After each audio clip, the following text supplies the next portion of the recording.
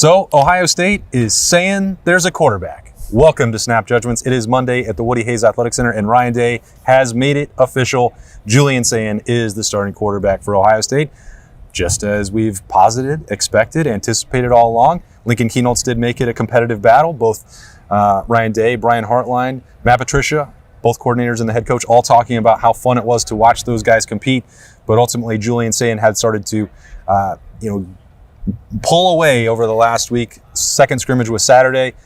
Buckeyes gave it a couple days to think about it and now have made it official. Now you get 2 full weeks of Julian Sayin getting the majority of the reps with the ones to get ready for the Texas debut and his first start as an Ohio State Buckeye. Yeah, and Ryan Day said it was pretty much in the last week where things really started to separate, and that's what made sense based on, at some point, Julian's talent is going to rise to the top, and it's been a battle, and Brian Hartline said, we were in a real battle. Like this. So again, I know people want to believe whatever they want to believe. Like this is just manufactured by Ohio State to create a fire under people's butts or whatever, but it's not surprising that hearing Ryan Day talk about it, it came down to the processor. It came down to getting the ball out of his hand quickly. It came down to understanding the big picture of the defense, because those are the things that a long-time seasoned quarterback possesses. And that is where Julian's always been different than Lincoln in this battle. And it's not surprising to hear that. We mentioned after the Saturday practice when we were out here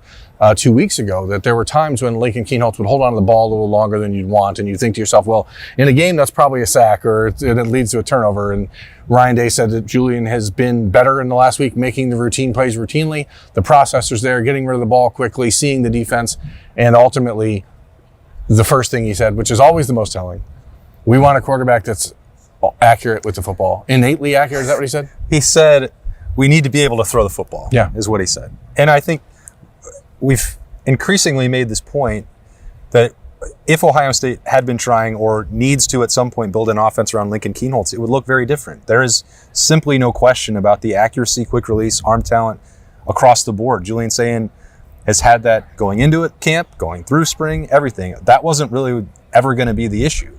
It was putting all the other pieces together. And Ryan Day talked about, making the routine plays routinely, command of the huddle.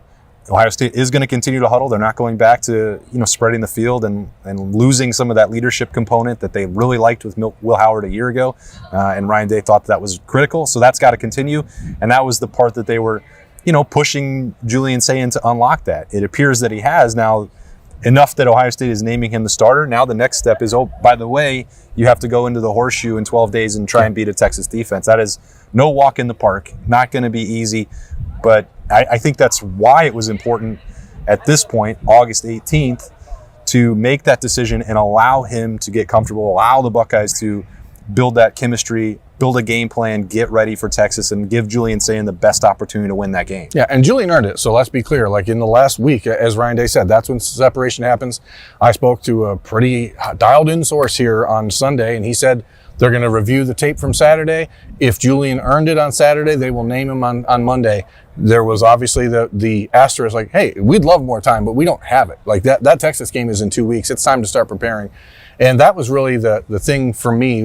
What we took away from Ryan Day on Monday is that whether it's the offensive line, whether it's linebacker, safety, you asked a question you asked a question about how many guys are ready to go, and you were trying to figure out right tackle, I think. And Ryan Day gave a litany of answers, a lengthy answer about every position and how many guys. I'll gladly take more information. Yeah, sure. How many guys were ready to go at each position. We beat the quarterback horse to death. I don't know that there's anything else to talk about there. But was there anything out of what Ryan Day said about the other positions that captured your attention or that was a surprise to you? Yeah, I certainly did want to know if they were able to nail down the right tackle situation. At least that's the way I view it. I could be wrong about that. There are different components where Ohio State can move Tegra Shabola inside or out, or from guard to tackle. Ethan Onyano can go from tackle to guard. You have flexibility with Josh Batia and Carson Hinsman in the middle, although I would be surprised at this point if anything changes based on what we expect at left tackle, left guard, center, and right guard. I think that is going to be the 4 that we've talked about since Austin Sareveld was officially designated on Monday, even though we unofficially had designated him as the left tackle for the last Ryan Day did on Monday say he is the left tackle. He's the left tackle. So, given the way that Ohio State has talked, the scrimmage reviews that have leaked out that we have heard, it sure seems to me like Philip Daniels is going to start against Texas. And the only thing that perked my ears up a little bit on that was Ryan Day said, we think we know who the 5 are, but 6 and 7 are probably going to play in this game. And I don't think that's unexpected. I think that's the way of college football. That is in response to the way the Buckeyes had to manage their offensive line a year ago. So you're going to see Ethan Onyanwa. Who exactly is number 7? I think it depends on the day. Depends on what position you might need somebody. We've heard a lot about Gabe Van Sickle and Jay Cook doing some things on the interior that add some extra depth.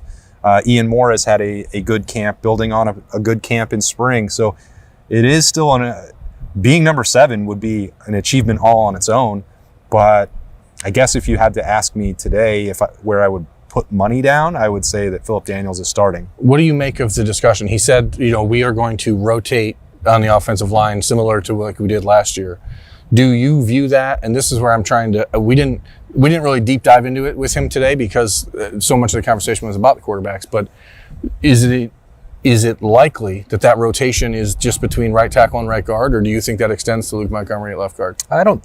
Because it certainly does not extend to Carson Hinsman at center or, at this point, Austin Sareveld at left tackle. So is it rotating Tegra, Ethan Onyanwa, Luke, and Philip Daniels and moving them all around? Or is it, in your mind, just at right tackle? Because that's what it sounds like you're saying, but I'm just trying to figure out I don't really know how you took that. I wanted to follow up on that, and I won't really get it. And you're actually doing it today probably didn't make sense. The way that Ryan Day was describing it, he's like, well, there are some things that they can continue to work throughout this week. And the question that is in my mind, and I will ask it, I guess a week from tomorrow, a Texas Week press conference, and maybe we won't even get a clear answer on that, but the rotation as we've known it specific to Ohio State involved a triumvirate of guards and interior play. I wonder if it is more difficult, is harder to make yourself do that at tackle. I wonder if tackle is viewed as a separate conversation because it is so difficult to play. The skill set require mentality, physicality is so unique to play out there on the edge that I wonder, especially against Texas. I wonder how much flexibility, rotation you would consider if you're in Ryan Day's shoes or Tyler Bowen's shoes at tackle. It feels to me like it would be easier to do that at guard. Doesn't mean that you can't or won't do it at tackle, but that will be the next step. Because I think that the way Ryan Day described it, there wasn't going to be a definitive decision on that coming from him publicly on this Monday. It seems it's confusing because the old football adage is that the closer you get to the football, the more complicated things get. But at the same time, when you're talking about rotating guards, it seems a lot easier than putting somebody on an island who isn't necessarily prepared or coming in off the bench against someone like Colin Simmons, where you're like, well, I don't know that this is the time you want to rotate. So I view it as like whoever the starting right tackle is next week, and I think we're both on the same page thinking it's going to be Philip Daniels when that game kicks off against Texas. If he doesn't go out there and really like establish himself early, then I think there's a conversation to be had for Grambling in Ohio. But like this is what it's similar in some ways to the quarterback discussion. Like you have to know who's going to be doing what, because if you're Philip Daniels or if you're Ethan Onyanwa, whoever is starting at right tackle, like you need to be able to cut on that tape and say, this is my job for the next 2 weeks. So it does get interesting from that perspective.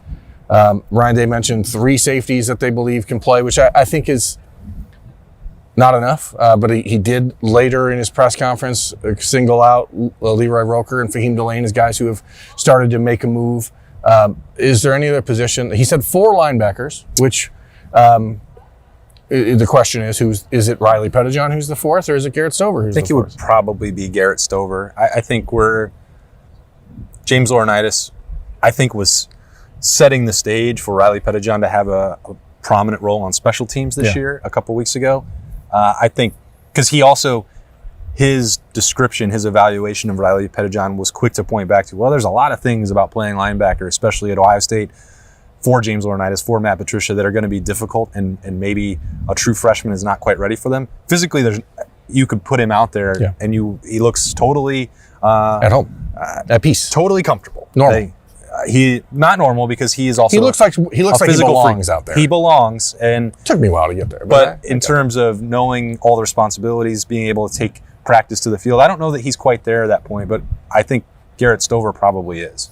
Well, I mean, again, from a mindset standpoint and physically, Garrett Stover is as good as anybody around here. It's just about when you're out there and put in a position to make plays, are you able to do it? So the freakish athleticism that Garrett Stover has made it just when he said 4, I was like, that's interesting. I'd like to know who that 4th is.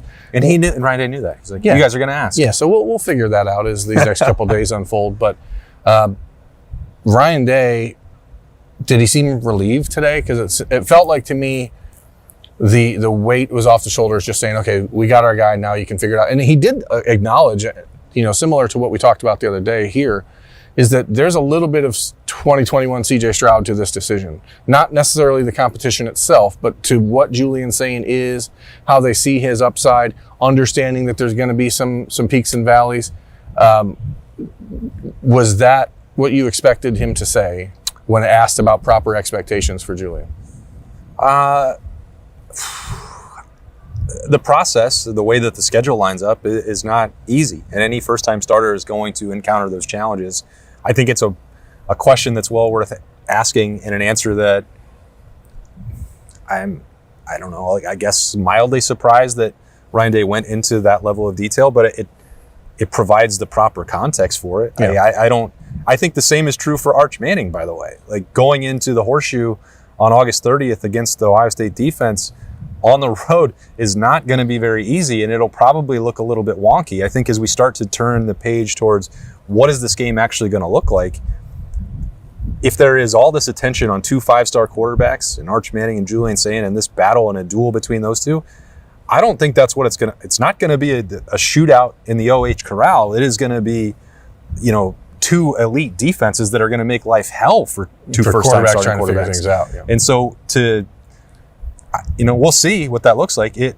Julian Sayin has the benefit of throwing to Jeremiah Smith and Carnell Tate and Brandon Ennis and Max Clare, and a running game that I think is going to be pretty good. Like, that's helpful. Arch Manning has weapons too, but he's also working behind a new offensive line. So, I'm not trying to avoid it, because the other part about comparing Julian Sayin right now to 2021 CJ Stroud is that by week 2, he was throwing for 480 yards against a top 25 opponent. So I don't know if that's going to happen either. Yeah. But then there won't be a top 25 opponent in week 2. That's for sure. You're right. Yeah. That would be stunning if that happened. But I definitely don't think that's going to happen in week 1. And I don't think that Ryan Day is going to build a game plan that would ask him to do so. That would be probably a waste of resources. Yeah. I mean, no matter what happens in week 1 with Julian Sayin, like, there's going to be an overreaction one way or the other. It's going to be like he can't do it, or he's the greatest player of all time. And there's no middle ground, I think, for people when it comes to what you expect a 5-star number 1 ranked quarterback to be. But there still is that learning curve that he's going to have to deal with, I would imagine. Yeah, we'll see, because it's now 12 days away. Did Patricia or Brian Hartline say anything that really, just to snap judgments, and we're snapping. Yeah, we're snapping. But, before we ride off into our sunset, like, what did those guys say that? I didn't think there was a ton of actual pressing news coming out of it. I was peeing when. That's a lot of information. When Brian Hartline started, did anybody ask him about the quote from Ryan Day saying the play calling is the easiest part of the job? No. Shoot. Missed that opportunity. I know. You should have been right there. Yep. Poor hydration plan. Overly hydrated. You got to do what you got to do. I don't think that there wasn't depth chart conversation. There was insight about the quarterback battle, really, from both sides of that. You asked Matt Patricia about what it's looked like, Julian Sayin in the decision making. I asked that question because in the spring game, like, Ohio State ran 2 defensive fronts. They did not do any adjustments. They did not do any audibling. They did not do any motions. And so I wanted to know from his perspective, how different is Julian? How confident are you? This is a guy who's not just a college football defense coordinator, who's a former NFL head coach, 3-time Super Bowl champion. Also an NFL offensive coordinator. Like, what did you see? How did it get harder to scheme against him in these last couple of weeks? And I appreciated his answer. I don't know that he was going to give me much more than he did, but Brian Hartline obviously asked a lot about wide receivers. Ryan Day said that the receiver room, they're trying to figure out if they're 6 deep or not. I don't think they're going to play 6. Based on Brian Hartline's response when asked about Mylan Graham, I feel like this is a room that's sticking at probably 5, at least heading into Texas. Do you I think it'd be a stretch. Like the fourth wide receiver, as good as the future is for Bryson Rodgers and Mylan Graham, both the fourth wide receiver is going to be Max Clare. Yeah. So like I don't think in that particular game we're going to see 4 or 5 very often. I don't know that it's going to be that deep of an arsenal. I think it will be over time, but as much as I'm anticipating for Mylan Graham at some point, I think as you get into this game and you want to put Julian Sayin in position to win, that is going to involve making sure that the best wide receivers are on the field for him as much as possible. And maybe I'm way off base on that, and maybe Ohio State believes that the entire 6 or 4 or 5 are ready to go and there would be no drop-off. I think this is when you're talking about the talent-equated games, and if you look over the history of Ryan Day and in these situations, he's going to lean on his best players to play as many snaps as possible. And guess what? They're not going to be needed in the 2 games after that, and then there's an off week. So I think this is not a situation like a normal opener where you're hoping to go get everybody involved and get the feet wet and get rolling. They're going to try and beat Texas, and if Jeremiah Smith has built his body to take every snap in that game, then he will. It's kind of weird playing the Super Bowl in the first game of the year and the last game of the year, but that's where you're at. So everything has to be on the table for Texas, but also at the same time, like a lot of these guys who are going to play a major role on this team throughout the year probably aren't going to be seen against Texas because you just have to. I mean, Ryan Day said the expectation for Julian Sayin in week 1 is just win. I don't care if it's 14-13, 1 more point than them. Like, this is not, again, I think the expectation when you have the recruiting accolades and all of the discussion around Julian and Arch, I think this is like a 17-14 type of final. Like, I don't see where either team is putting up 28 to 35 points in this game. So it's going to be a little rock fight, I think. Well, they played 8 months ago, and it took a defensive touchdown at the end to make it 28-14. Yeah. These are 2 really good defenses, 2 really good programs. And as you said, it's going to be now Julian Sayin officially against Arch Manning. So we're 12 days away. Be a few more snap judgments between now and then. But the picture is coming into focus for the Buckeyes as we get even closer to the season opener. Can't wait. These have been some snappy Jays on a Monday after Ryan Day, Matt Patricia, and Brian Hartline updated the media on the progress. He's Berm, I'm Austin, and we will talk to you tomorrow on The Beat.